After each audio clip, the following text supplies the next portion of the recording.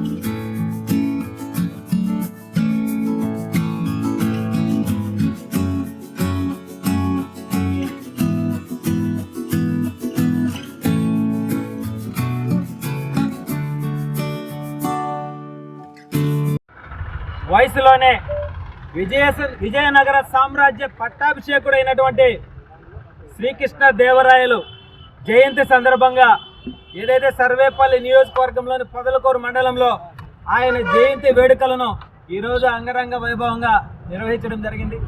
అదేవిధంగా శ్రీకృష్ణ దేవరాయలు అని అంటే ఒక యుద్ధ ప్రతిభే కాదు, విజయమే కాదు, అనేక దేవాలయాల నిర్మాణాలు కావచ్చు, గాలి గోపురాల నిర్మాణాలు కావచ్చు, దేశం కోసం, ప్రజల కోసం నిరంతరం యుద్ధ ప్రాతిపదికన ప్రజలందరినీ కూడా కంటికి రెప్పలా కాపాడుతూ ఆయన రాజే కాదు, చక్రవర్తే కాదు, సాంస్కృతిక సంగీత కళాకారుడు అనే దానికి ఎన్నో నిదర్శనాలు ఉన్నాయి.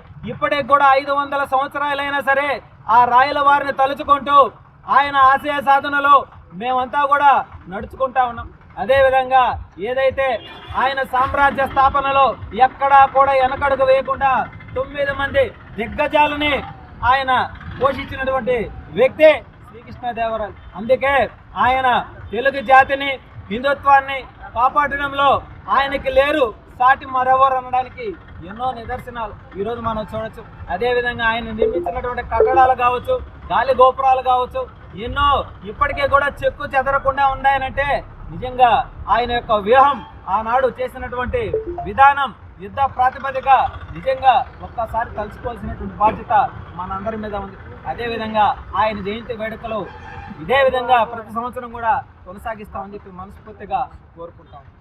జై హో విజయనగర సామ్రాజ్య దిశ.